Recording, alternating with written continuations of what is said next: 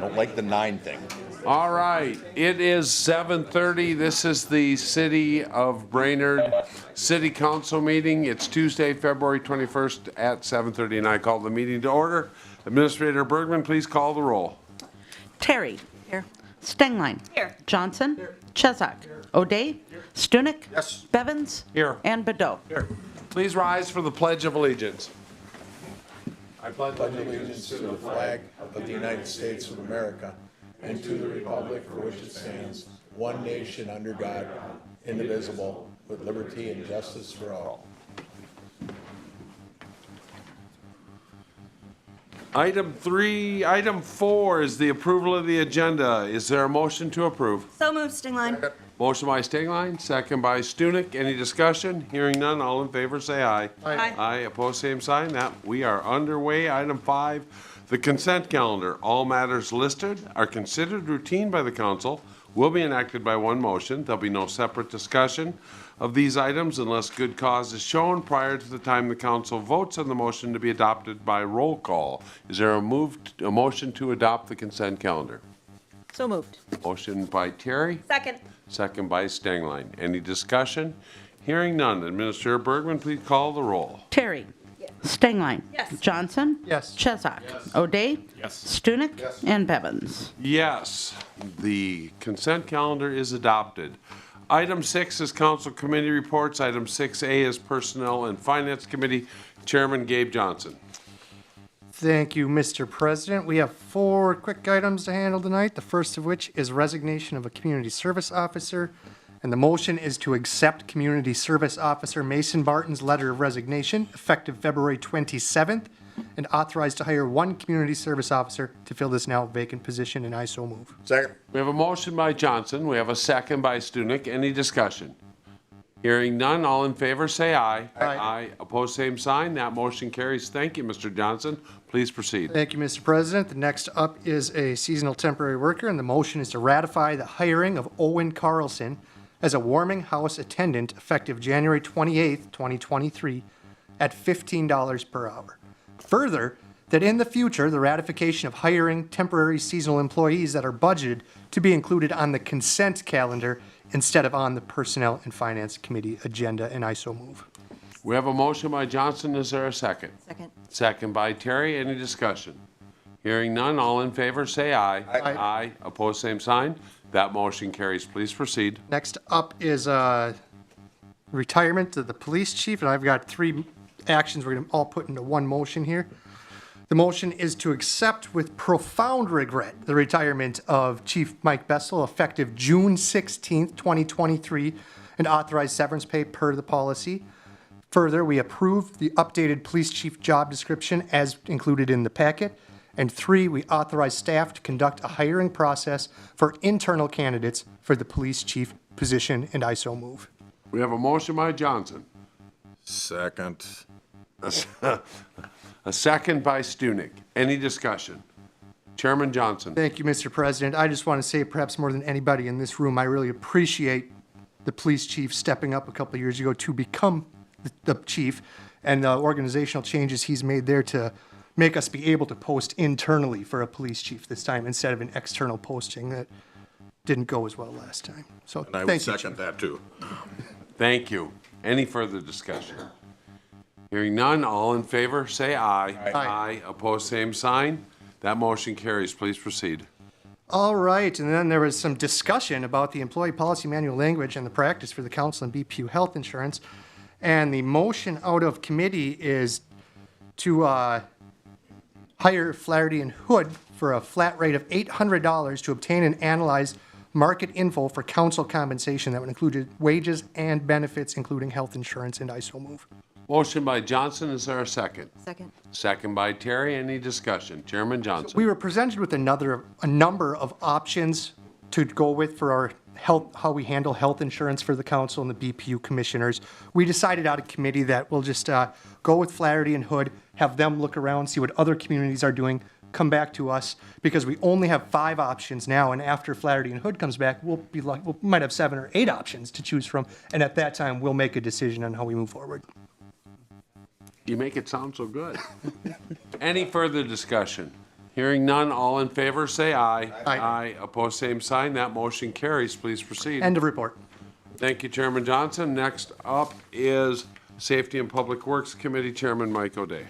Thank you, Mr. President. We had 8 items on SPW tonight, first of which was the street closure application for the Brainerd St. Patrick's Day Parade and Celebration. Motion coming out of committee was to approve the attached application under the conditions as described in the event application, and I so move. We have a motion by O'Day. Is there a second? Second. Second by Stengline. Any discussion? Hearing none, all in favor, say aye. Aye. Aye. Opposed, same sign. That motion carries. Please proceed. Thank you, Mr. President. Second item tonight was resolution removing on-street parking from part of Oak Street. This goes back to our Safe Routes to School initiative. This is in front of, not directly in front of, but in front of Harrison School on the north side of the street, roughly 150 feet on either end of the project. The east side of the project would just be in front of the parking lot for Harrison School. The west end of the project, this would be removing parking essentially in front of 1 to 2 houses. One essentially doesn't have parking in front of it right now. The other that's losing parking in front of its house actually has parking options in the back as well as a garage. So motion coming out of committee was to recommend adopting the resolution changing the parking zone of north side of Oak Street between the intersection of Southeast 15th Street and 150 feet west of Southeast 15th Street, and from the intersection of Southeast 16th Street and 150 feet east of Southeast 16th Street to no parking effective June 2nd, 2023, and I so move. We have a motion by O'Day. Is there a second? Second. Second by Stengline. Any discussion? Any discussion? Hearing none, Administrator Bergman, please call the roll. Terry. Stengline. Aye. Johnson. Nope. Chesak. O'Day. Yes. Stunek. Yes. And Bevins. Yes, that resolution is adopted. Thank you, Mr. Chair. Please proceed. Thank you, Mr. President. Item number 3 was a grant application for the Laura Jane Musser Environmental Initiative Grant for J.C.'s Park Trail. This is essentially authorizing the park board to apply for this J.C.'s Park project. It would be a walking trail, hiking trail, whatever you want to call it, that would basically encircle the park, cost of about $30,000 or so. It is a 100% non-matching grant, so hopefully we can get this taken care of. Motion coming out of committee was to authorize to apply for the Laura Jane Musser Environmental Initiative Fund Grant for the J.C.'s Park Multi-Use Trail, and I so move. Motion by O'Day. Is there a second?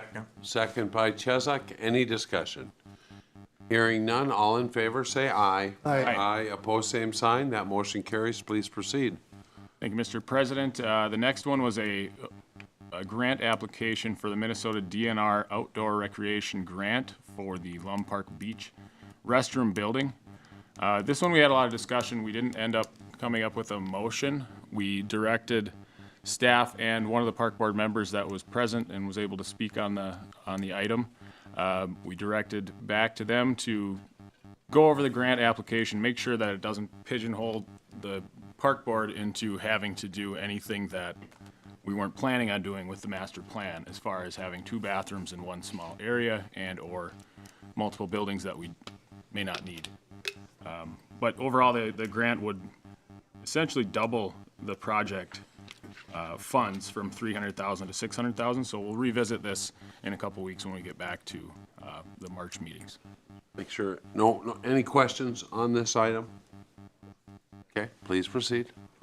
All right, thank you, Mr. President. Number 5 was a proposal from Bolton and Mink for engineering services for the Buffalo Hills Gully Remediation Project. I think most of you are familiar with this, a drainage issue that's been ongoing off of Buffalo Hills Drive. This is just for engineering services. We have secured, I think it's $975,000 in grant money, and our local match will be about $244,000, about 20% of the total cost. This cost for engineering services would come out of that, but our discussion kind of ended without a motion. Again, we want to send this back to staff, see if we can reach out to a couple more services and see if this number is in fact in the right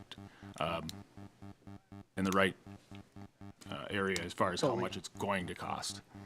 So that is it for item number 5. Any questions or comments on the proposal from Bolton and Mink? Hearing none, thank you. Please proceed. Item number 6 was a streetlights policy details update. A couple different things came out of this one.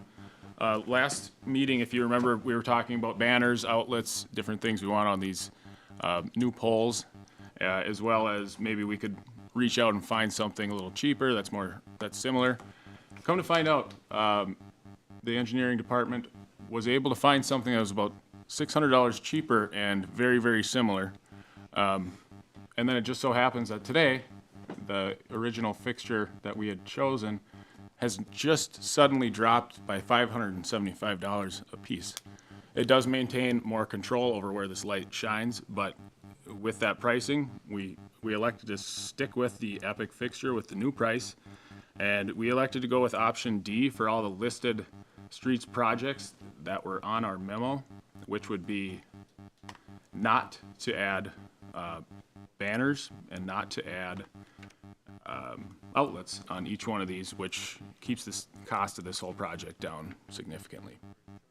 And so motion coming out of committee was to choose that Epic fixture and go with option D for all projects listed in the memo, and I so move. Second. We have a motion by O'Day, a second by Chesak. Any discussion? Any discussion? Hearing none. All in favor, say aye. Aye. Aye. Opposed, same sign. That motion carries. Thank you. Please proceed. Thank you, Mr. President. Item number 7 was a downtown special services landscaping budget. Staff is asking to increase the budget from about $15,000 that was spent last year up to about $18,000, just to maintain with increasing costs in plantings and everything else that entails. Other options would have included hiring it out for $30,000 or more. So this is actually the cheaper option. And motion coming out of committee was to approve the budgeted amount of $18,000 for 2023 landscaping in downtown special services district as described as option 1 in the attached memo. I so move. Second. We have a motion by O'Day, a second by Chesak. Any discussion? Any discussion? Hearing none. All in favor, say aye. Aye. Opposed, same sign. That motion carries. Thank you. Please proceed. Thank you, Mr. President. Final item was just an active code enforcement case. This is a repeat offender at 1306 Oak Street. This time it came around as something similar from last summer, was basically piling up garbage in the back. There's a picture you can see right here. We've had more complaints from neighbors that can see this in the backyard. So motion coming out of committee was to recommend obtaining a warrant through the city attorney and abating the garbage at 1306 Oak Street, and I so move. We have a motion by O'Day, a second by Chesak. Any discussion? Yeah, Mr. Mr. President, Chesak. I do believe with all our warmer weather we had recently, this may not have been brought to our attention. Thank you. Any further discussion?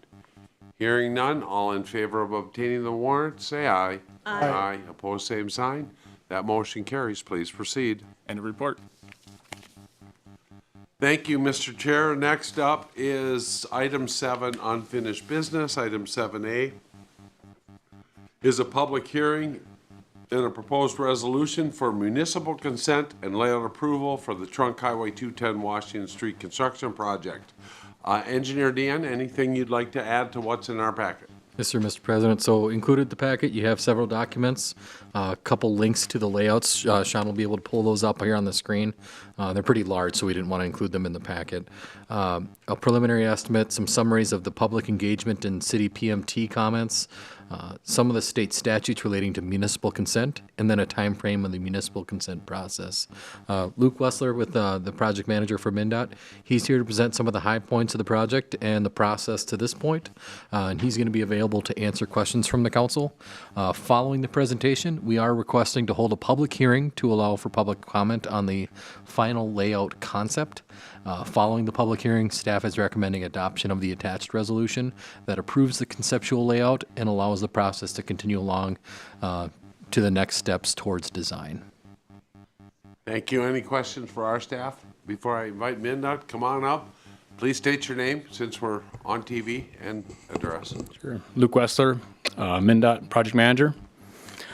I'm here today to present to Trunk Highway 210 Brainerd Washington project. As many of you have seen this in the past, we've been going through this since 2019, working on this project to come to this point. Looking at the layout, we can start from the west side just to do a general overview. If you have questions going from west to east, please stop me and we can focus on area. Starting from west, we're actually in the city of Baxter Drive. We're replacing the signal there. This segment from Baxter Drive all the way to Northwest 4th Street is kind of a rehab mill and overlay in that highlight light blue area. Yep, that's all kind of a preservation area. The city of Baxter is on board. They just sent a letter of support here in the last couple of weeks here. And going east, we are including a bump out at Baxter Drive there a little bit per working with the city PMT right there. Yep. And going east at 7th Avenue Northwest there, we also are including some bump outs at that location also. Access remains the same, right in, right out throughout this area. Lane configurations are essentially the same, except when we get to Northwest 5th. Right there, we do have to close, right now it's a 3/4 intersection, we have to close that off to accommodate for the stacking at the signal there, at that intersection there. Going east, Northwest 4th, that signalized intersection will be, that signals will be replaced. The age of that is warranting the replacement of the signals. And then going east, there'll be a reconstruction. We are reconfiguring access a little bit there. That currently at Northwest 3rd, it has a left turn there. Actually, that's a full access right now, and so we're putting a median there to accommodate the storage, the left-hand storage to go south at Northwest 4th there. And then we did hear from the access to this area, it's kind of hard to this ACE and the Brainerd Chamber area and Walgreens, so we did add a left turn into Northwest 2nd there right before we get to the bridge there to accommodate some better access to that area there too. And then going east, we are overlaying the bridge, a new deck on the bridge, and doing whatever the report comes out. We're finalizing a bridge study report on that, the recommendations, but mostly it's an overlay.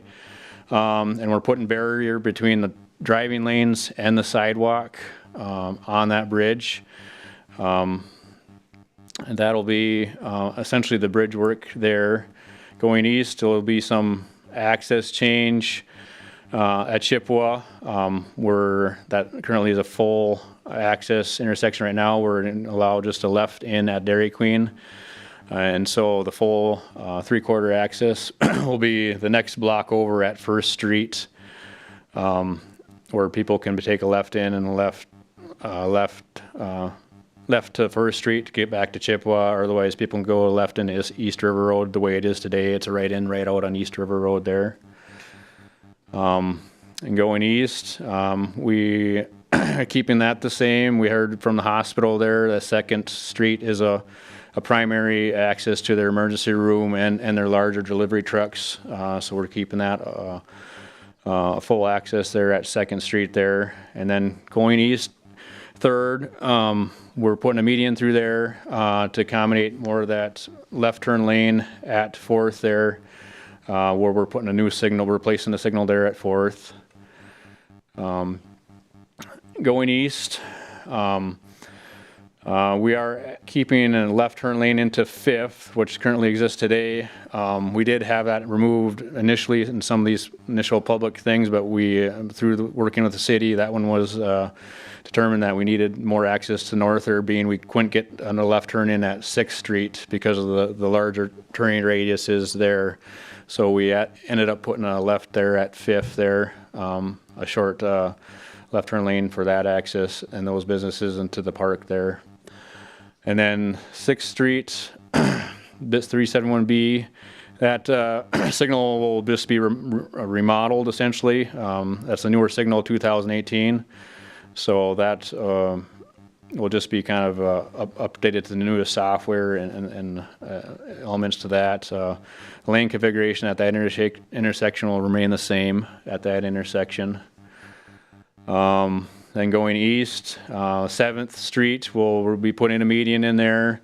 Right now it's a double yellow, so you're technically not supposed to take a left there anyways, but there will be a median there, a 4-foot median now at that location to more channelize that and help with the flow of traffic. And then going east, it's the new signal, replacing the signal at that's 8th Street.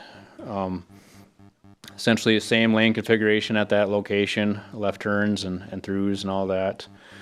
And then going east at 9th, we do have a median going through that to change that to a right in, right out, being there, we need a longer lane storage length for that left turn lane at 8th Street. Then going east, 10th, left turn lane at 10th, going there, and it's a right in, right out at 10th. Intersection there. Going east, it's the same as it is today, left in, right in, right out at that intersection. And then going east, that's the newer segment of where we did the open dig, so we might be just doing an overlay in that area. And then at 13th, we're just replacing the signal at 13th and Gillis there. That signal will be replaced. All of these intersections are going to be, the radiuses are going to be tweaked a little bit just to meet the ADA needs and the turning radiuses. And you can see there the radiuses kind of spread out a little bit there. And so, just replacing that signal and modifying those radiuses, and the lane configuration is staying the same. And going, Mr. President, Mr. Chesak. did we miss Kingwood? Or did you call that a Kingwood, I called that another, what would I call that? It was Kingwood though, yeah. The Kingwood will remain the same. A left in at Kingwood, and then you'll have a right in, right out at Kingwood. Okay, There, thank you. yep. Sorry, I might have called it something else. Yeah, and then going east of Gillis there, First Avenue Northeast is currently full access, and we have to put a median there because that definitely is a need for storage there at the left turn lane. We need that stacking overflows into the driving lane, so we need a longer storage length for that left turn lane at 13th Street there. So that's why we have the median going through First Avenue Northeast. And then going east, we have Second Avenue. That will be a left turn in as it is today, and then it'll be a right in, right out at Second Avenue. Third Avenue going east will be a full axis. It'll be uncontrolled full axis, and that was just leaving that the way it is today essentially. And then going east at 4th. This is where the signal currently exists today at the railroad shops there. Currently there isn't a warrant for a signal there based on the volumes there, and so we're removing that signal, and that also kind of plays into what's proposed to the east there and how things will play out with the rest of things. There's a left turn in lane in at 4th just to accommodate the people coming from the east going into the shops. But there will be a right in, right out at the railroad shops and right in, right out at 4th Avenue Northeast. Then going east from there, you have 5th Avenue Northeast, which is where McDonald's and the Super America or Speedway is there, and that'll remain the same, right in, right out with a left turn lane there. And just directly east of this, as we get to the second page there, will be a new roundabout. That's where the location where that current leg is not utilized right now. We have that closed because of the crash history and people trying to get on without a controlled intersection there. So what we're proposing here is a four-legged roundabout. We did have currently, as you saw previously in previous documents, it was a three-legged, but through discussion and looking at ways for Northeast Brainerd to get on better to 210, we added this fourth leg here to this roundabout. Essentially, it's a hybrid roundabout. Essentially, you got the 4 lanes going east and west, and then you just have the single lanes going north and south with that roundabout. And then going east, you have the right in, right out to the mall, the way it currently exists today, and then a right in, right out to the private businesses. It's a future Shannon's Auto Body, the funeral home, and the school district there. And then we'll have, going east there, a third roundabout there. Same configuration, the 2 lanes eastbound and 2 lanes westbound, and then you'll have the single lane going northbound to 8th Avenue, Mill Avenue. And then going east of there, that's the median. We'll keep going reconstructing until 10th Avenue Northeast, and that will be, we're separating that axis so it squares it up, doing a little more controlled access there. A left will be going into South 10th Avenue Northeast, yeah, right in, right out to the north 10th Avenue Northeast at that location there. And going east of there, it's going to be starting the preservation. The pavement's a bit newer in that segment, and so it's more of a preservation project. Mill and overlaying the project, addressing the median in the inside that's crumbling apart. We'll have to take care of that. Any catch basins that are crumbling, just rehabilitation at this location. And that goes from pretty much to the end of the project where it ends at Pine Shores Road. I believe we are, the median will stay the same all the way out to Pine Shores Road. We're just extending one spot of median at Pine Shores Road, so the left turn lane is a little bit longer there. As today we heard the comment, there's a little bit more confusion because there is a gap and a shorter left turn lane, so we're just adding a median there and making that a longer left turn lane there at Pine Shores Road. And that's the project in a really quick fashion. Thank you. Before we open the public hearing, any questions from? I just have a quick one here. Yeah, Mr. O'Day. I don't remember this from our PMT meetings, but right there where Wonderland Park Road and Rice Lake Lane come in, if people are coming from town and want to go, if their houses are in there, what's the best way for them to get in there? They would get in that left turn lane, and then they just turn a U-turn right at Pine Shores. Call it a J-turn. Oh, Yeah. Could you explain that? You said Wonderland Park. Now yeah, so there's Wonderland Park Road and Rice Lake Lane that are about a block west of Pine Shores Road. So there's a long turn lane with a median, and I don't think we had that before. Just a detail I don't remember with a overlay or preservation project. I just don't remember changing anything here. So I could see some of these people getting a little frustrated trying to get back to their house, but I don't know how necessary it is or not. Yeah, it's one of those things that we, during the public comment, there was a lot of weaving in and out at that location, and that was kind of the solution to that area, is just to make that one left turn lane, because right now people get into that one left lane and they don't realize it's to Rice Lake, and it would cause a little bit of confusion there. So that was just one way to kind of clean that up. We haven't reached out personally to those property owners. So, How many homes are back there? Do we know? I believe it's like 2 or 3 or somewhere. I don't believe it's actually a private drive. It's not actually a road. I don't believe anybody,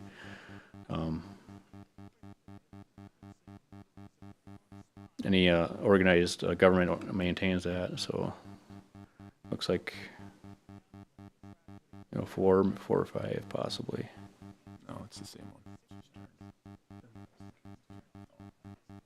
There's no other access for them to get off of Pine Shores Road into there either. There's a drive. Yeah, that one might have a driveway off of Pine Shores. It looks like possibly. I don't know how they're set up. That actually cuts through there. There is. Any other questions, Mr. O'Day? No. Mayor Bedell? I had one question about Kingwood, just super fast. You had said that it was, you said it was right in, right out. Right, from what I remember from our conversation, that you were able to take a left out of there because that was actually your Correct. access. Okay, I think you just misspoke when you were looking at Yeah, it. the map shows left. The map did show left. Okay, perfect. Sorry if I misspoke. That's okay. I just wanted to double check. Any other questions? President Bevan, Yes, Mr. Chesak. can you go back to Northwest 5th Street? And as you're heading east, you said that, I think you said it narrows, or, can you explain, as you're heading east, coming up to Northwest 5th, when we talked, I want to thank you for the lengthy visit we had. Explain what happens there so I get a understanding. As 2 lanes going east and west, as you're coming east, you hit 5th, Northwest 5th. What changes? So yeah, it goes from preservation. Are you talking about where the median goes across at 5th? I'm not sure exactly. You said it. What change? You got 2 lanes of traffic going east and west. Yep. On Washington. As you're coming east, as you Northwest 7th and 6th and 5th, as we approach Northwest, what changes at 5th? You said something changes. Yeah, median will go across that intersection. So You can't get, okay, you Yeah. can't turn, got it. yeah, you can't make a left turn. Right now, you can make a left turn south onto 5th right now. Okay. And right now, it's a right in, right out on both of those. I got it. Yeah, but we have to put a median there to accommodate that extra storage for Northwest 4th at the signal there. President Bevins? Yeah. Yes. Okay. At the 8th Avenue and the intersection, was there ever consideration to have lights, or was it always a roundabout? Signalized intersection? Yeah. Yep. We went through the 3 alternative options here. One was a signalized intersection. One was just one roundabout at that intersection there. And then the third alternative is the one you're looking at today with 2 roundabouts. We went through those 3 alternative analysis with the city, pretty in depth, looking at the pluses and minuses of each alternative. And we started moving with that, this alternative back in December 2021. Okay, as you're coming west on 210 and you hit 10th Avenue, you can now make a left-hand turn going south as you're heading west. So it's Currently, and you're still gonna be able to do that? correct. Okay, so if I'm in a commercial vehicle, a big semi, am I gonna go through that roundabout and then go to the next one to get to go south to, if I wanna go to Pierce? Depends. Okay, so if I take it left at 10th Avenue, and where do I wind up and how do I get on do you sit there and wait when you wind up getting to 25 there? It kind of is like today. A lot of people bypass the signalized intersections. So if you take a left, you do have to wait because it's down on 25 there where 10th meets 25.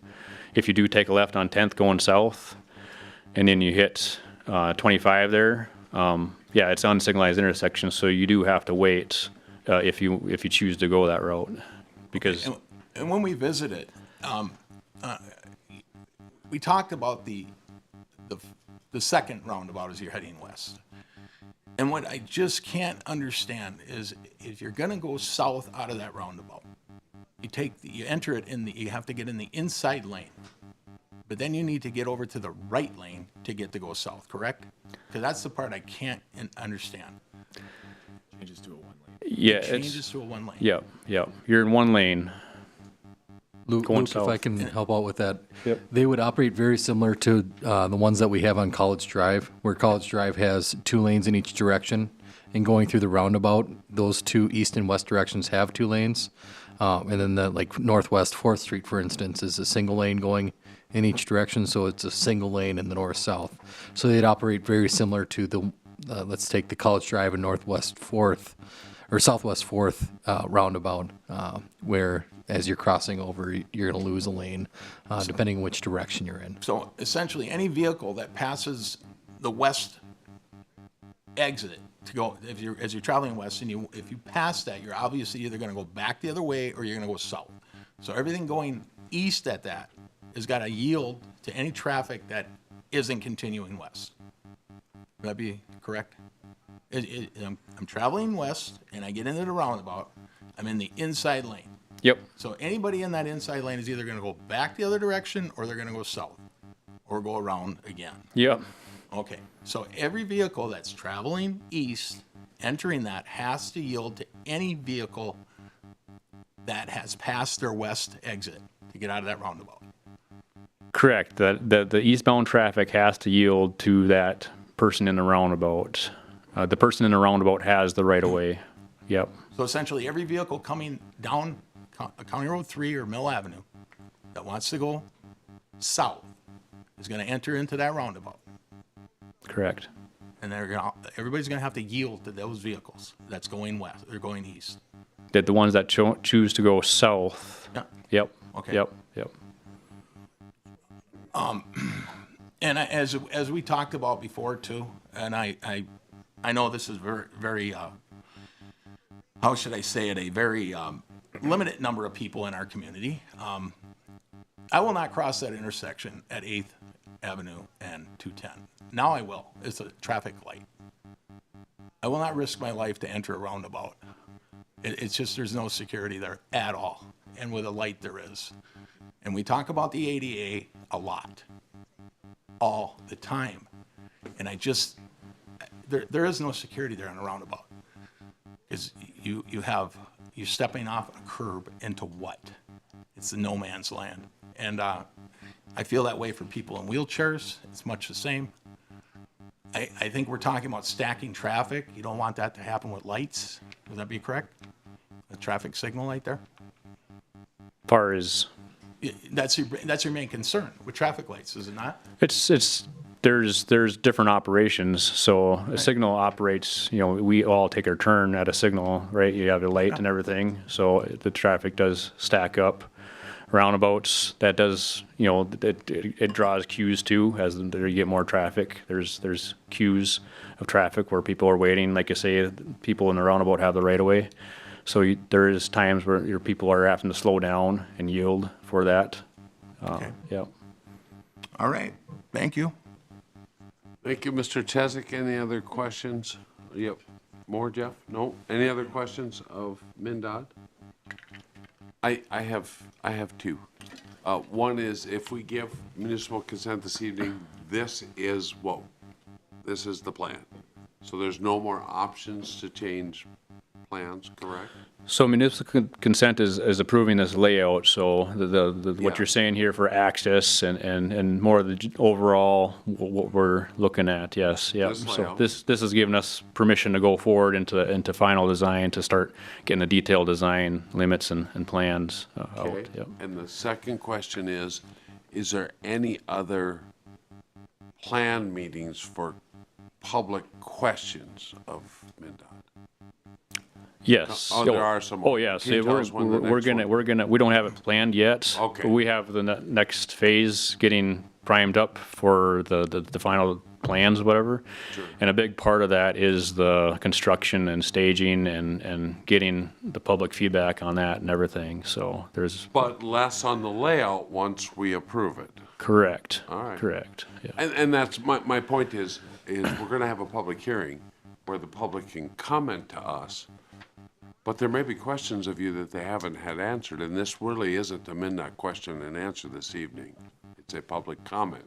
So Yeah, yeah. There'll be, based on what you just said, there's really no more opportunity for public questioning the layout. Not the overall layout, no. Okay. As we get in further design, we'll work with personal property owners on different design tweaks and stuff. That's more detailed stuff, but overall, what you're seeing for access and configurations, that's what, yeah. Wanted to make sure the council understood that once they approve this, this is what it is. Okay? Yeah. All right. Thank you. President Bevins? Yes, Mr. I Chesak. just have one more thing. And I did talk to this gentleman and our engineer, and I forget your design guy. What's it? Project manager, Brent, man. Luke, yeah. And we had a lengthy call, and they were very gracious. And I have the utmost respect for everybody involved in this, our council members, Mr. Erickson, O'Day, Johnson, Mayor Badeau. When we talked about vehicles traveling south on Mill Avenue, entering this roundabout to go various directions, especially west, I think we had a disagreement when we talked. I don't see anybody. I can't imagine anybody who's going to go to west on Washington. They're coming down County Road 3, Mill Avenue. I don't know anybody who won't take H Street and go down to 1st, 2nd, or 3rd Avenue, especially 1st or 3rd, and just bypass that whole thing. And you guys say, oh, no, not much. And, you know, it's a very quiet neighborhood, believe it or not. And I walk H Street quite regularly, and there's traffic, you know. There's not much traffic on 3rd Avenue. And I just see this being turned into a speedway just because of these roundabouts. People are going to want to avoid them, especially during high traffic. And that's the direction they're going to go. Once they cross the river and come into Brainerd, they're not going to go through those roundabouts. And I may alleviate the traffic on Washington for those roundabouts, but it's not going to help us in Northeast Brainerd. That's all I got to say. Thank you, Mr. Bevins. Thank you, Mr. Chesak. Any more questions of our MnDOT project manager? Thank you very much. All right. Mr. Dean, I suggest we open the public hearing. Anything else you'd like to add? No, sir, Mr. President. All right, then it is 8:11, and we will open the public hearing on, for public comment on the final proposed layout. Please come forward. Come on up, Mark. State your name and address, and tell us what you think of the project. Mark Halverson, 156 Pineview Drive. I own the property at 4th and Washington where Brainerd Floral is located and a couple other tenants. Early on, they were talking some lane changes there, but that's been removed, so, which is great. Just from Luke's comments, what's going to happen at Shannon's and Nelson Doran's entrance and exit? That was an issue with You'll Mike. have to call Luke tomorrow. That I will This is your do. opportunity to comment to the council as to what you think of the project. And I apologize, that's why I wanted to make sure Okay. that's Yep, clear. yep, yep. We've had many public meetings, but there are no more scheduled, Okay, all right? But I'm sure you can give them a call. that I will do. Thank Okay. you. Thank you. And yes, please come forward, state your name and address, and comment. So if you have questions for MnDOT, then, I have a question for you guys, though. yep. Okay, but first, my comments. Joella Converse, 1113 9th Avenue Northeast. I agree with Mr. Chesnick. People are going to avoid those roundabouts like the plague. But the only problem is I have to come out onto 3 to go anywhere. And during the high tourist season, it's hard enough to get out on 3 now. If there's no stoplights to slow the traffic down and people are constantly coming up 25 from the cities, and they're going to be just going north, and there's not going to be a way to get out onto 3. I mean, if I can get onto 3, I can cross over on H, and I can go down, like Mr. Chesnick said, to 1st Avenue and avoid them like the plague. Another thing is that I asked Mr. Bray after the last MnDOT meeting if they were ever going to put lights up on H Street and Mill. And he said, it's too close to where the roundabouts are going to be. That's a bunch of crap. I went around to the roundabouts that are off of 210 and 4th and over by the Cub and Baxter and over by the one down on the high school, and they're like 0.01 mile from the intersection of 210 and Mill Avenue to H Street, it's .03 miles. So it's not too close to the roundabouts. Now, I contacted via the internet MnDOT on the crashes at that intersection since they put in the lights. Well, they couldn't go back that far. They went back to 2009. From 2009 to 2018, there were an average of 5.2 accidents a year. From 2014 to 2018, there was an average of 5.6 accidents a year. Then you go up here to North 4th Street, 14.4 and 9.8. North 6th Street, 15.6 and 12.2. North 8th Street, 8.2 and 6.2. And Gillis, 9.2 and 10.2. A lot higher ratio than a Mill. And one reason I don't think they want stoplights is because according to this newsletter I got, it costs $7,500 per year per intersection to maintain and energy costs for streetlights, which I'm sure it's a lot cheaper for roundabouts. Now, my question to you guys is, you say that after the hearing, you must vote. But if you vote tonight, and they're going to have another meeting, it's not going to change anything, no matter what the public says, if you guys vote and say, go ahead. That's correct. So what good is it for them to have another meeting if you say, yeah, go ahead, because it's a done deal? The public won't have a damn say in the matter. So I'm going to ask you guys, the state, a long time ago, forced fluoride down our throats. Are we going to allow the state to force something that the people don't want? I wish there was more people here tonight that could speak up on this matter, because I agree with Jeff. People are going to avoid them. They're not going to use them. Truckers hate them with a passion. My son drives a semi. They hate them with a passion. I don't know how in the heck guys who drive the snowplows like them. They must be a pain in the butt for them. So I hope you guys don't consent to that tonight. I hope you wait until they have another meeting where the public can have their say. Thank you. Any further public comment on our presentation this evening? Any further public comment on our presentation this evening? Mr. Strong, is there anybody online? Okay. I'll ask a third time and then I will close the public hearing at 8:17. And we will move forward to the second part of this, which is looking for adopting a resolution for municipal consent and layout approval for the Trunk Highway 210 Washington Street Reconstruction Project, SP 1805-80. Anybody care to make a motion on that resolution? I move we adopt the resolution, Johnson. We have a motion by Johnson. Is there a second? Second. Second by O'Day. Any discussion? Chairman Johnson. Yeah, I'd like to speak to the motion. I support it. I think we should pass the resolution. I think we should give municipal consent tonight. Is this plan perfect? It's not, but we've been meeting for years talking about this.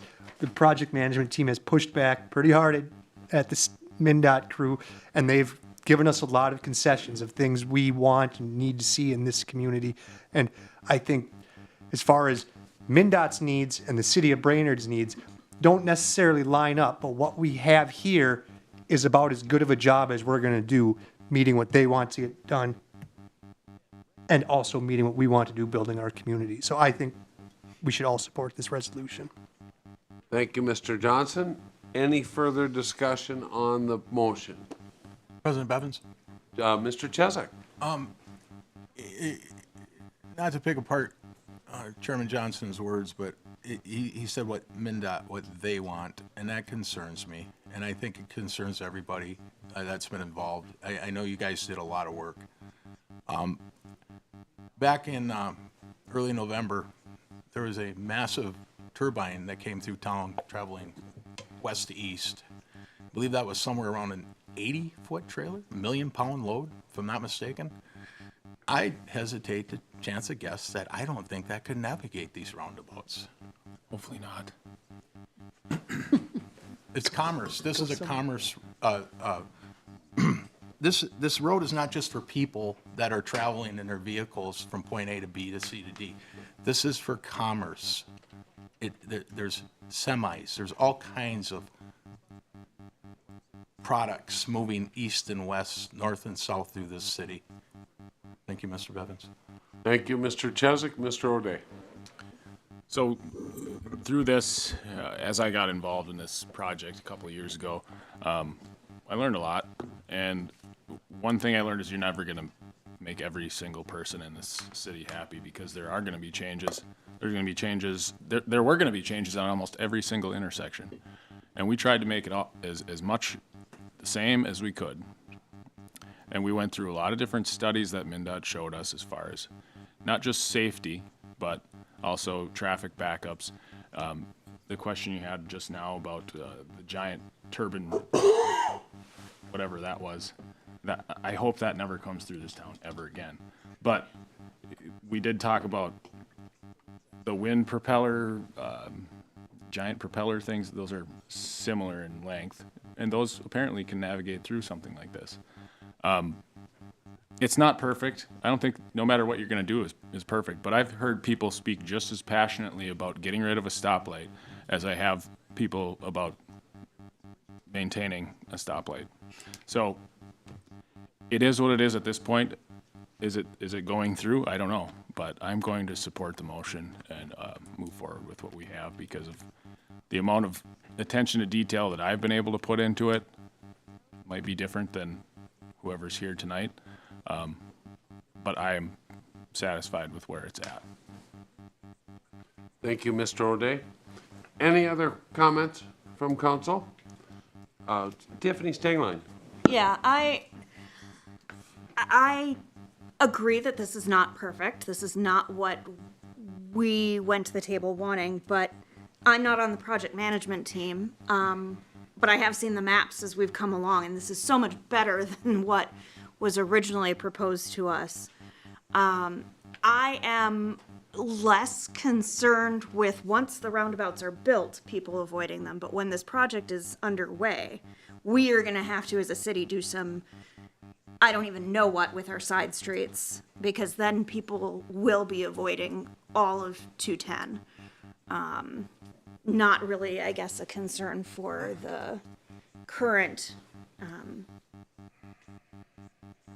resolution, but it is something that I think we need to be very aware of. This is going to be a big project that we're going to have people avoiding. Thank you. Any further discussion? President Bevins, one more chance if I could. You know what? Can I give Jeff? I'm gonna give somebody who hasn't spoke yet, and then I will come back to you. I promise. Mr. Mayor. Thank you, President.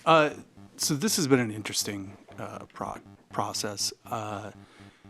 As Councilman Johnson said, it's been years. It's been exhausting. Actually, this is one of the projects that I have got the most fired up about, I would say. We had a point about, what would you say, 6 months ago, where we had our final meeting. I shouldn't say our final meeting, prior to our final meeting, where I didn't think the city and MnDOT were going to come to an agreement on this. It was very heated. The city was pretty entrenched in what we wanted. MnDOT was pretty entrenched in what they wanted. This has been one of those processes that has kind of shaped up and moved itself along. There is still a lot in this that I don't like. There's still a lot that I would not like to give up. There's a lot of cross intersections that I don't want to give up. There's a lot of access to neighborhoods that I don't want to give up. I have a lot of questions about what does this mean in terms of our side streets and them becoming frontage roads.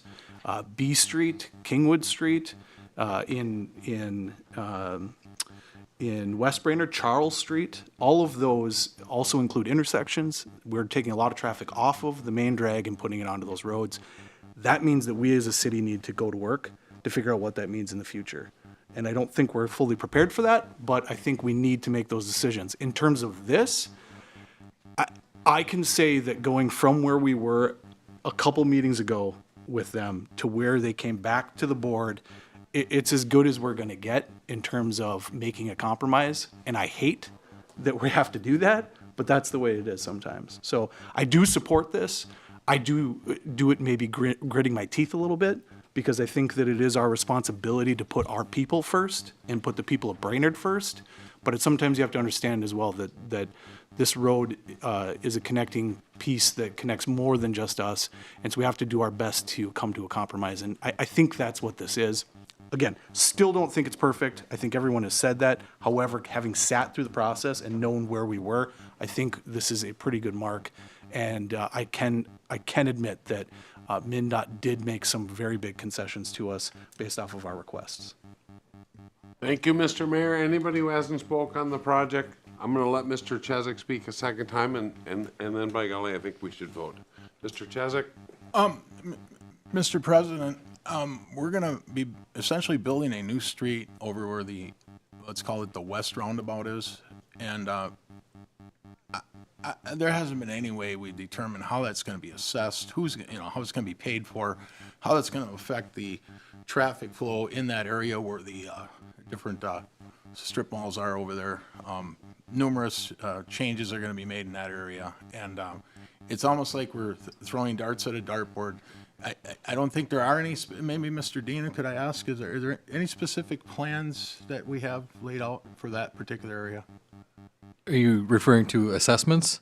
No, for the design essentially, is that indicated? You know, Jeff, I'd really prefer you to speak to the motion. Okay. Or Fair against it. Fair enough. Any Fair staff questions you are welcome to ask.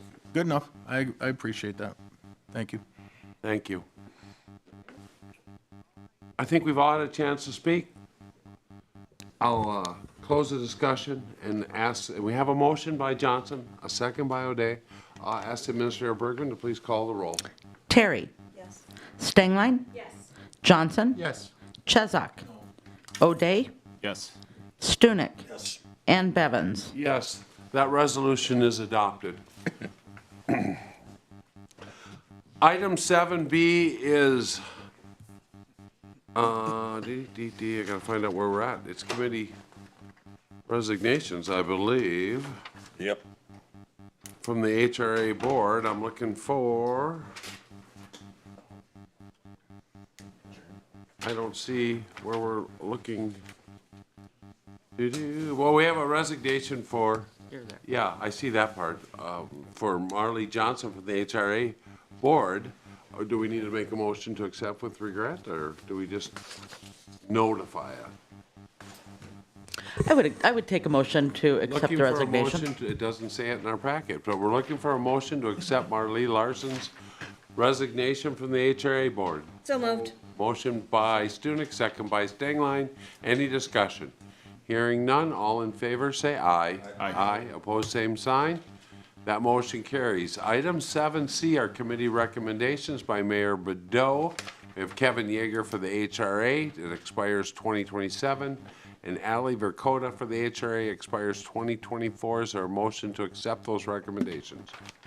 So move, Johnson. Motion by Johnson. Is Second. there a second? Second by Stengline. Any discussion? Mr. President, How is it determined between the two terms, or one's expires the end of next year and the other's, is that by order of application? I'm not sure how that worked out. Maybe I missed something. How one is filling a vacancy, I do believe. The other is a full term. Is that correct?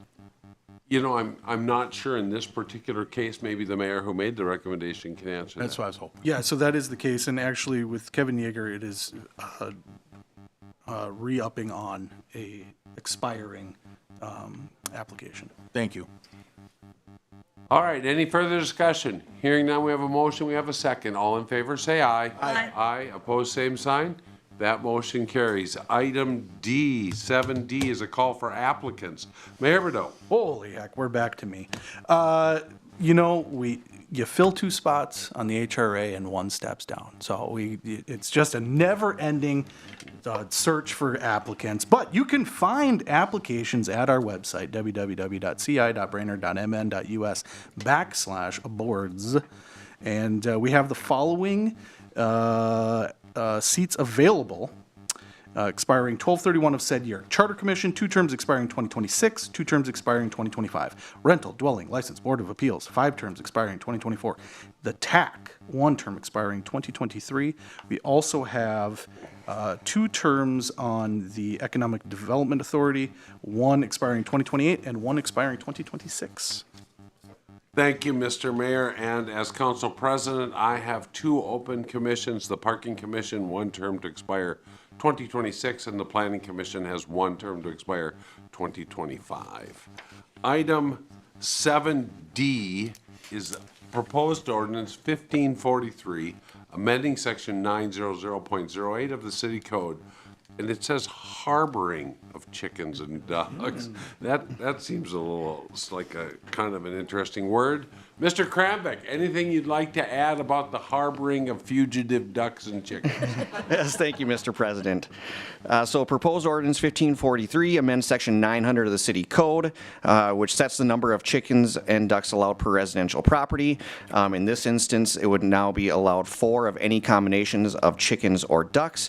Each property would still be allowed 4 cats or dogs in any combination. Previously, they had to be combined into a single number on a property.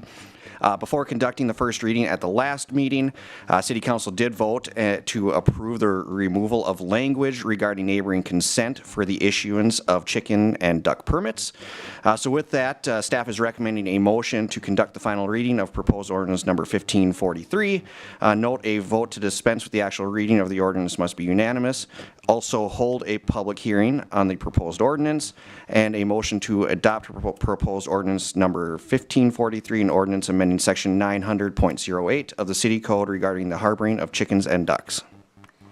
Any questions of staff regarding this proposed ordinance? Hearing none, we are looking for a motion to conduct the final reading of proposed ordinance 1543. So moved. We have a motion by Chesak. Is there a second? Second by O'Day. Any discussion on this? Hearing none, all in favor say aye. Aye. Opposed, same sign. That motion carries. We will open a public hearing at 8:32 on proposed ordinance 1543 and ask if there's anybody in the audience that wishes to speak towards this ordinance.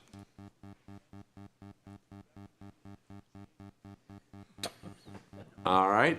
I'll ask a second time, and then we will close the public hearing on proposed ordinance 1543 and look for a motion to adopt proposed ordinance 1543 on the harboring of chickens and ducks.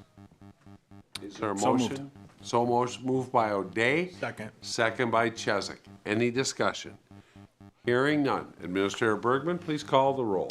Terry. Yes. Stengline. Yes. Johnson. Yes. Chesak. Yes. O'Day. Yes. Stunek. Yes. And Bevins. Yes, that ordinance is adopted. Next up is 7F, the final reading of proposed ordinance 1544, the amendment, amending section 2014.05 of the city code, the use of outdoor power equipment. Mr. Kramvik, anything you'd like to add to what's in our packet? Yes, thank you, Mr. President. So the current ordinance, section 2014, does not allow for the use of outdoor power equipment between the hours of 6:30 a.m. to 10 p.m. on weekdays and 8 a.m. and 10 p.m. on public holidays, Saturdays, and Sundays.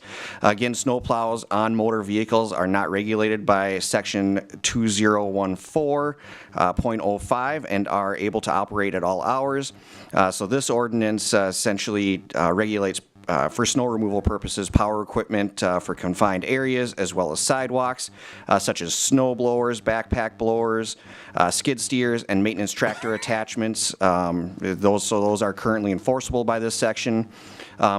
with this, power equipment for construction purposes or lawn care would still remain in effect. So this would be just for snow removal purposes. So with that, staff is recommending a motion to conduct the final reading of proposed ordinance number 1544, hold a public hearing on proposed ordinance number 1544, and a motion to adopt proposed ordinance number 1544, an ordinance amending section 2014.05 of the city code. Thank you, Mr. Kramvik. Is there any questions of staff on this proposed ordinance? Mr. O'Day? I'm just reading how this is written, and I didn't catch this before. It says between the hours of 6:30 a.m. and 10 p.m., and then between the hours of 8 a.m. and 10 p.m. That would essentially mean during the day. I don't know if we need to just switch those around in both spots, or It's dyslexic. unless you guys Other than want to between the just hours. blow leaves at night. Oh, it says other than? Other than. Okay. Okay, did I just read that wrong? Okay. Just checking. No, it's a good point. Thank you. Any other questions of staff? Hearing none. Is there a motion to conduct the final reading for proposed ordinance 1544? So moved. Motion by Chesak, second by Stengline. Any comments, questions on the ordinance? Hearing none, all in favor, say aye. Aye. Aye. Opposed, same sign. It is 8:35, and we will open the public hearing on proposed ordinance 1544. Ask if there's anybody in the audience that wishes to comment on this proposed ordinance. Please step forward. Any comments? Right, they're all out snowblowing. We will close the public hearing on proposed ordinance 1544 and look for a motion to adopt proposed ordinance 1544. So moved. Motion by Stengline, is there a second? Second. Second by Carey, any discussion? Mr. Bedell, I'm just going to chime in one last time. please. I noticed and I appreciate the language of loud and explosive noises that disturb the peace. This is craziness. Get us out of here. Let a man sleep. Thank you. But I'm just going to say, reasonable request of not having backpack blowers. I understand the council does not feel the same way, but that is a reasonable request, and I will die on that sword. Excellent. We're looking forward to that. President Bevins? Mr. Chesak. Well, one thing I really appreciate about winter is when there's noises outside, we always have our windows closed, and it's such a muffling. It's such a nice thing to have windows closed because it deadens the sound like you wouldn't believe. I could sleep through a hurricane. Or a backpack blower? Or a backpack blower. All right, any legitimate discussion? On the verge of a winter storm. Hearing none, Administrator Bergman, please call the roll. Terry. Stengline. Yes. Johnson. Chesak. O'Day. Yes. Stunek. And Bevins. Yes, that motion is adopted. Finally, 7G, the final reading of proposed ordinance 1545 and amending section 1315 of the city code, parking restrictions during snow emergencies. Public Works Director Dean, anything you'd like to add to what's in our packet? Yes, sir, Mr. President. So staff's recommending the changes to parking restrictions during snow emergencies, generally west of the river and south of Wright Street, to allow residents to have some access to on-street parking during those snow emergency events. As it was discussed at the last meeting, staff's going to continue to practice to aim of clearing all the streets on day one during a snow emergency, and then clean up those other east-west streets on day two when parking is restricted on those routes. However, it is still dependent on the conditions of the event. So during a snowfall, our priorities will continue to be snow emergency and main routes, as well as the throughways. Clearing on-street parking will take place as conditions will allow.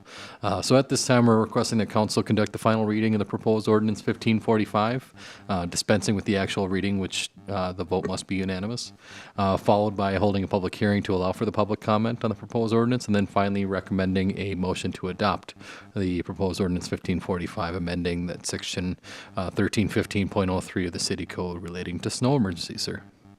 Thank you. Any questions of staff?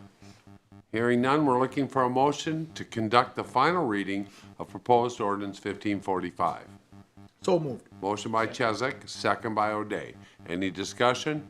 Hearing none. All in favor, say aye. Aye. Opposed, same sign. That motion carries unanimously.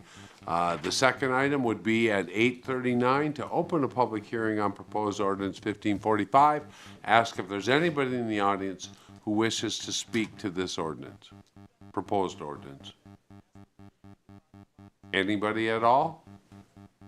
And for a third call, anybody wishing to speak on proposed ordinance 1545, hearing none, we will close the public hearing and look for a motion to adopt proposed ordinance 1545. So moved. Motion by Stengline, is there a second? I'll second. Second by O'Day.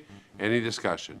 Hearing none, oh, I'm sorry, Mr. Johnson. I'm going to vote against the ordinance, Mr. President. I don't like the changes. I don't think the changes are necessary. I think it's just having the street department do less work than they have been doing for years effectively. You know, and most importantly, the two streets I'm most concerned about is Charles Street and James Street. We just passed a motion to cut off access points on Washington Street to effectively turn those into service drives, but yet now we're telling the street department we don't expect you to plow those on the first day. You can promise me you're going to try all day long, and I appreciate the promises, but I think it should be written in the ordinances that Charles Street and James Street are day one streets. And that's why I'm going to vote no. Thank you. Is there any further discussion? Any further discussion? Hearing none, Administrator Bergman, please call the roll. Terry. Stengline. Yes. Johnson. Nope. Chesak. Yes. O'Day. Yes. Stunek. And Bevins. Yes. That resolution is adopted, or that motion is adopted. That's what I was gonna say. Next up, item 8, new business. Item 8A is the consideration of a conditional use permit for mini storage units at 15770 Delwood Drive. Mr. Kramvik, anything you'd like to add to what's in our packet? Yes, thank you, Mr. President. So the applicant proposes 2 cold storage buildings with 18 units that feature overhead doors and will be leased to the public. The fire marshal, upon review of the conditional use permit, requires stored water for firefighting at a rate of 500 gallons per minute for 60 minutes of 3,000 gallons for the storage facility. Currently, the storage facility does not meet this requirement. However, the storage facility does meet all other conditions set forth in the zoning code in the allowed use section. So the recommended motion from Planning Commission was to approve the conditional use permit for the construction of a mini storage facility at 15770 Delwood Drive with the following conditions. All outdoor lighting shall not exceed 3,000 Kelvin temperature, and the fire marshal shall approve a fire protection plan for the property prior to the issuance of the building permit.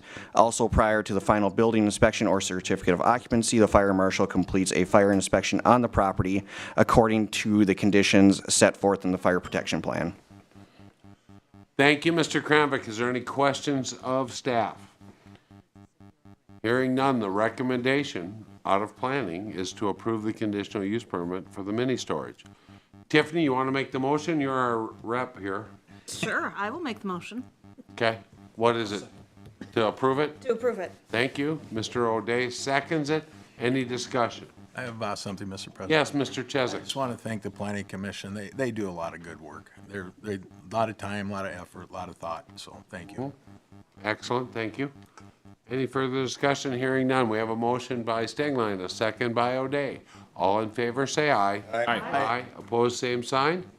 That motion carries. Mr. Kramvik, item 8B, consideration of a final plat for the Creekside Community Development. Anything you'd like to add to what's in our packet? Yes, thank you, Mr. President. So this final plat application coincides with approved applications for conditional use permits for the construction of a 12-unit multiplex apartment as well as a boarding house and health club.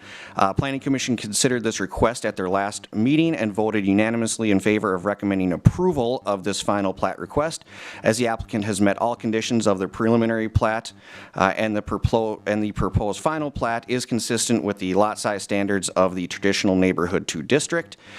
Staff has also included a development agreement from the city attorney to approve as part of the final plat. This development agreement will require the applicant to install and provide a financial guarantee for an additional fire hydrant along Jackson Street. There is currently an existing one that will service the proposed future 12-plex as well as the boarding house. And also in the development agreement is a parking deferment of 2 spaces for the proposed health club. There is no requirement for stormwater management as part of the development agreement, as all the stormwater is going to be contained on site and not connecting to any of our city services. So with that, I certainly can answer any questions, but the recommended motion is to approve the final plat for Creekside Community Development and approve the development agreement as presented. Thank you, Mr. Kramvik. Is there any questions of staff on this issue? Any questions at all? Hearing none, we're looking for a motion to approve the final plat for Creekside Community Development and approve the development agreement as presented. So moved. Motion by Stenglein, is there a second? Second. Second by Terry. Any discussion? Any discussion?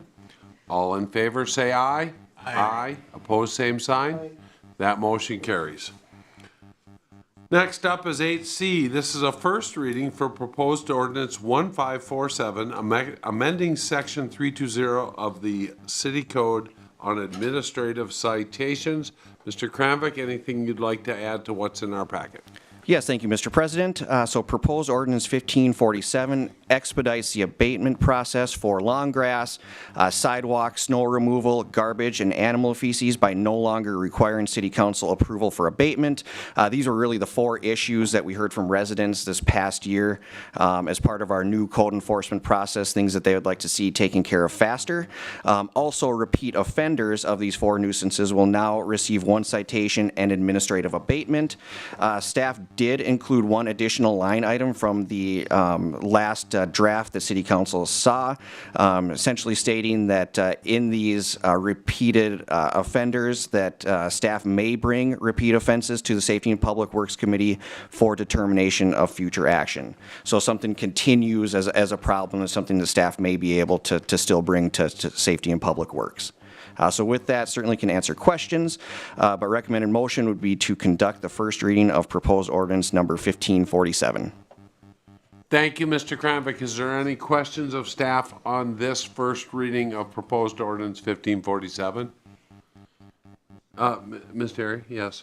No questions, Mr. President, but just a comment. Mr. Kramvik, can you share our discussions just in offering assistance for those folks who have potential repeated offenses that you haven't been in contact with? Yeah, certainly. So we do certainly work with residents. If there's issues with problems they're not able to correct, we give them additional time. I also did reach out to Kara with potential ideas of how we can help residents with every property maintenance issue. We include essentially handouts from the HRA with grant opportunities, kind of low interest loans, potentially fixing as well. And then now we do have a packet from the county that lists a number of services that may be of use as well. So it's something that we do want to, our main focus is compliance. So with that, really the ones that we're going to SPW were ones that people were not reaching out to us with. Thank you, Mr. Kramvik. Anything else? Any other questions of staff on this? Then we'll look for a motion to conduct the first reading of proposed ordinance 1547. So moved. Motion by Terry. Is there a second? Second. Second by Chesak. Any discussion? I do, Mr. President. No. Normally, we wouldn't ask for anything else from staff, being that staff has already had its chance, but since you are the attorney, I suspect you may have something of value to say. Mr. Attorney. If someone can make an amendment to dispense with the actual reading of the ordinance. And dispense with the actual reading.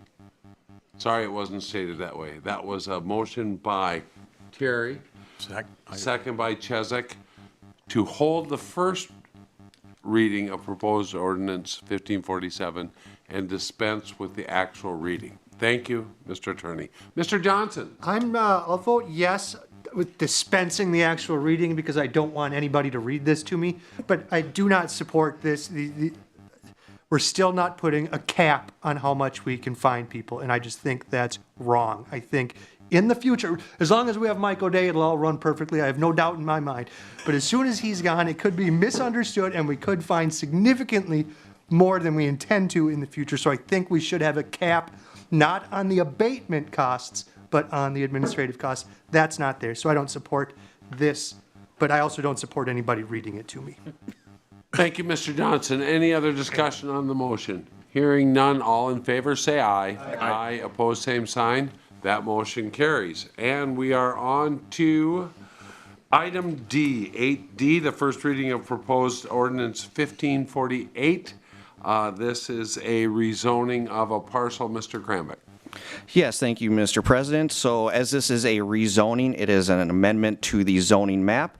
So it is an ordinance. The applicant applied to rezone a portion of parcel 411-60504, lying west of Jordan Road, Tract B, from general commercial zoning district to rural living 1 zoning district. The purpose of this rezoning is to prepare this section for consolidation with the contiguous parcel that was next to it, which is also zoned rural living 1 zoning district. Planning Commission considered this request at their last meeting and voted 4-1 in favor of recommending approval of this rezoning. Staff's recommendation is to, motion to conduct the first reading of proposed ordinance number 1548 and dispense with the reading. Thank you. Any questions of staff on the rezoning request?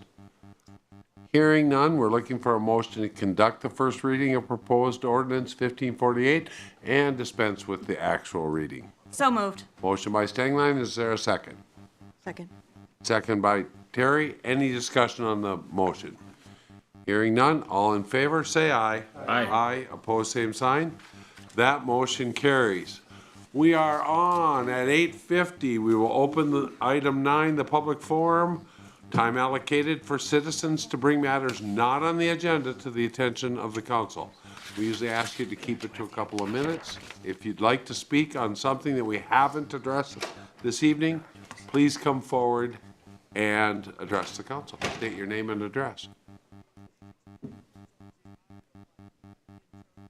Second call for public forum. And at 8:51, we will ask for a third and final call for public forum and close the public forum. Item 10 is staff reports. I think we'll start over here. Police Chief Vestal, anything that you'd like to? I've got something. You've got? Just kind of wanted to highlight the Booyah Award for the month of January. We had some really good work by our officers, specifically in life-saving. And kind of unique to this month is that we actually had saved 2 lives. And so I just wanted to really talk a little bit about our training from Officer Personas, who trains us on AED training, CPR, and we talk about minutes matter, and our professionals in the medical field tell us how important that is. In 2 points right here, on January 2nd, Officer Middleton and Officer Larson actually had to utilize AED 2 separate times, worked with the paramedics and North Ambulance, and were able to get the patient to the hospital. And 9 days later, he's back at home recovering. And the medical staff talked to our sergeant and said if it wasn't for the quick actions of Middleton and Larson, the male victim would not be alive today. So that was the Booyah Award that you read in there. But runner-up to that was one just as good, if you will, and it's kind of the same officers, Officer Larson, Officer Middleton, and Officer Personas. Unfortunately, had to go to L&M Steel Manufacturing for one of their employees that was located unresponsive. Again, used the AED, effective CPR, and by the time the officers left, the victim was alert and communicating with the officers, and the medical staff again said, you know, if it wasn't for that quick action of our officers being on scene and being well trained and utilizing our tools. And so we talk about AEDs, we talk about CPR, how important everybody should be trained in it. It's easy to do, but both of those 5 officers that were involved in these 2 life savings, and it's a little bit rare that we get those back to back like that, and minutes do matter. So just shout out to our staff of just a great Booyah month for us. So just wanted to share with the council. Thank you, Chief. IT Director, GIS Director Strong, anything to add? All right. Finance Director Hillman? Public Works Director Dean? Yes, sir, Mr. President. So most everybody's heard of the upcoming snowstorm coming up. So we're forecasted anywhere between 7 to 12 inches of snow, essentially anything between Wednesday night and much of Thursday. So with that, we're going to be verifying timing and likely issuing a snow emergency, potentially extending from Thursday through Saturday. So the priority with the falling snow on Thursday is going to be to keep the snow emergency and main routes cleared. We'll work on clearing driving lanes elsewhere. We'll likely treat Friday and Saturday as our day 1 and day 2 for parking restrictions, so we can do additional clearing and begin snow removal. With the emergency starting Thursday, parking on snow emergency routes will be restricted for all 3 days to ensure that we can keep those important routes cleared. But I would ask that, especially when it comes to the sidewalks, that anybody that sees a neighbor that has an unshoveled sidewalk and knows they are physically unable to clear it, just give them a hand if they can, if they're able to do so. And then finally, we also received some good news this afternoon that our application last fall for the Safety Improvement Grant funding for the intersection of 6th and the Willow was awarded for $750,000. The maximum grant allowable for our per agency. Our application did include $900,000, which was actually beyond the maximum grant amount.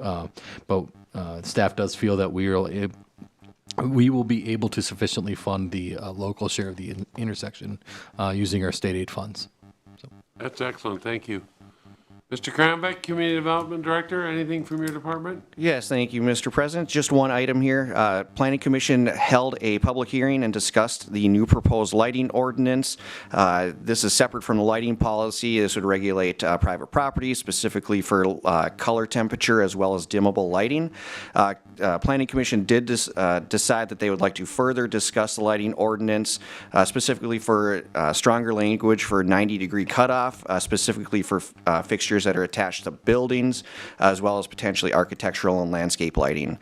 So staff is going to be reworking a potential ordinance to bring back to Planning Commission. Excellent, thank you. City Attorney Lango? HR Director Schubert? Yes, on Friday, we received notice from the state of Minnesota. It was our first notice of non-compliance for our pay equity report. We are working with Flaherty and Hood, and there will be more information provided at your next meeting with their recommendations. Thank you. Administrator Bergman? I have nothing to add. Cut it out. Maybe the mayor's got the same thing to say. Oh, the mayor does not. Maybe. Mayor Badeau. Now, Sean, don't you go ahead and reveal the big reveal yet. You hold off on that. So we've got just a couple things to talk about, all in the same realm. Last Wednesday, the Park Board had a meeting with the PMT group for the Mississippi Landing Trailhead. And a part of it was just to talk about how we didn't spend all the money that we received, which is amazing. I understand that. I know you guys are all surprised. But we did a very good job of being fiscally responsible with that money. There's a little extra money there. Question is, what can we use that money for? And coming out of that meeting, the decision is to send a request to LCCMR, seeing if we can use it to clear out the invasive species in the land that continues from that area to the College Drive Bridge. Now, this brings up a lot of fun things because, a couple things. Two, I think it's very important that we as the city do a better job of delineating responsibilities and who is in charge of what. This is a great example. The Park Board is in charge of our parks. We should be dedicating our parkland, making sure that it is a park, and then gifting it over to the Park Board to then have responsibilities for it. Two things in this. Part of this request is that potentially we take the land that is city-owned, that goes from the area that we had spoke of previously with this park, and extend that down to the bridge and make that all continuous park. So that is one request that I have from you.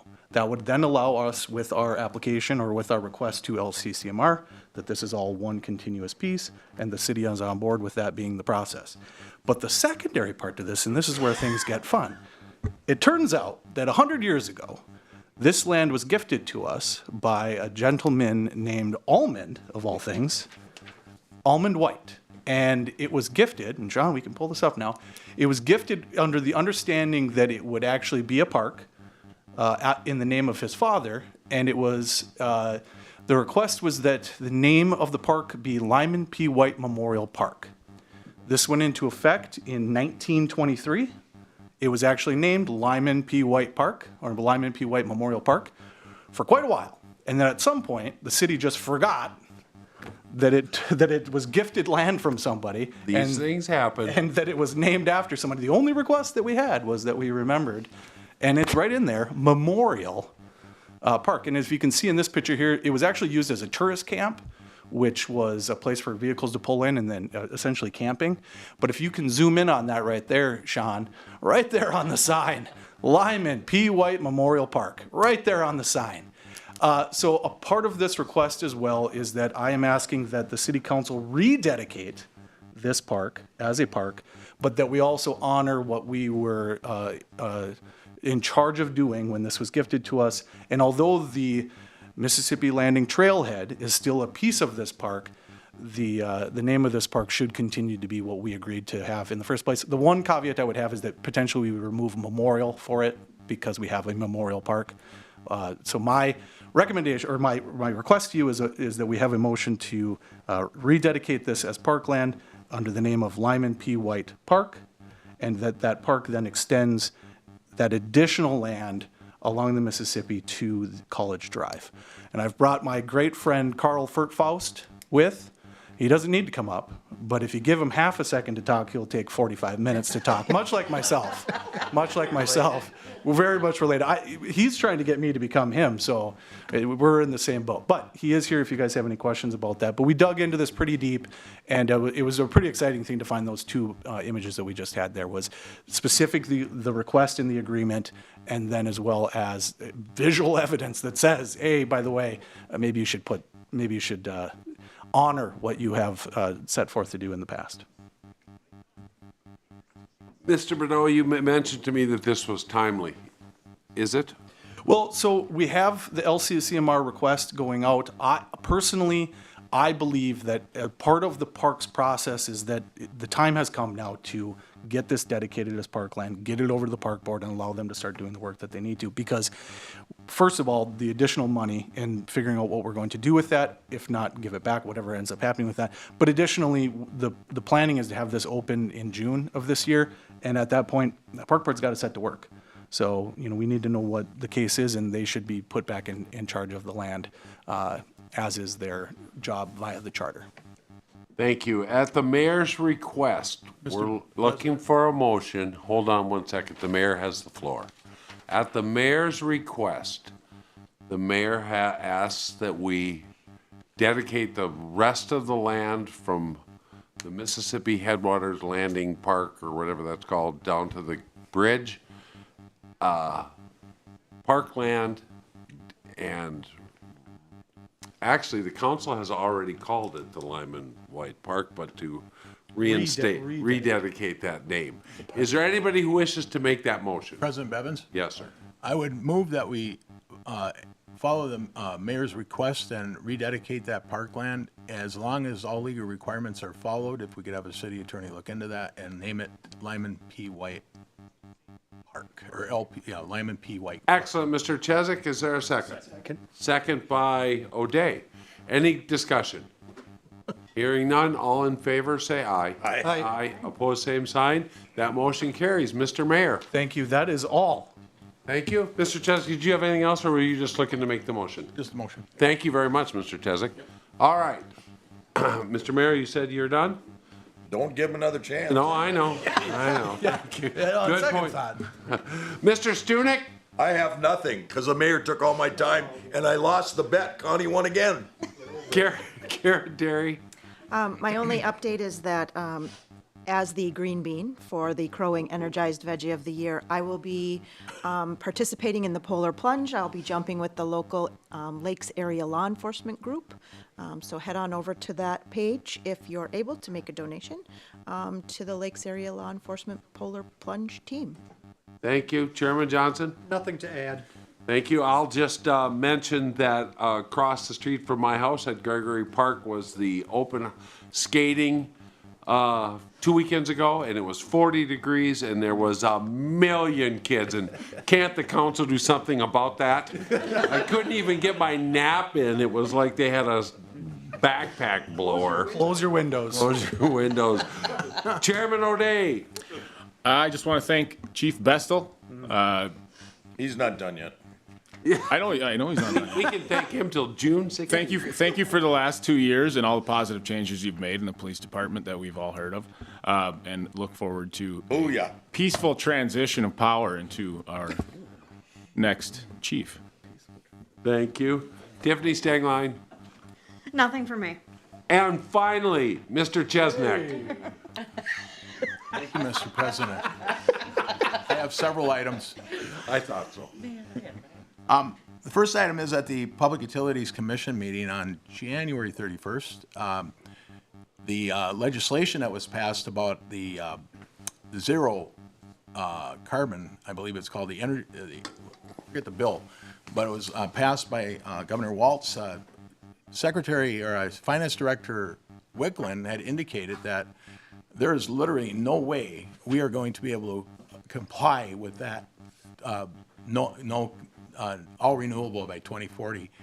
And they were not taking any comments. And he said right now we have about somewhere between 7 and 10% we do now. And he said absolutely no way. Another item I wanted to bring up is at the Airport Commission meeting on the first Thursday in February, they left a lot of money on the table approving a new lease for one of the tenants. And my goal when I got on the Airport Commission in 2012 was to make sure, do the best we could out there as an Airport Commission to try to wean ourselves off the funding the city and the county give to the Airport Commission, the airport every year. And the city is now at $155,500. They have been that much for that much time that I've been out there. And with the amount of money they left on the table with a cafe lease, I think we ought to seriously look at cutting back at least some percentage over the next several years if they're going to leave money on the table by not getting what they should for that lease. And that's something I hope we can consider when it comes to budget time. And also we met, Mr. O'Day and I met last week, I think it was, for the joint wastewater management board, and some very interesting things going on there, and I'm sure you'll all look forward to hearing more about that in the future. Thank you, Mr. Bennett. Thank you. We are looking for a motion to adjourn to the joint workshop of the City Council and the Park Board on February 27th at 6 p.m. Motion by Johnson, second by Stunek. All in favor, say aye. Aye. We are adjourned.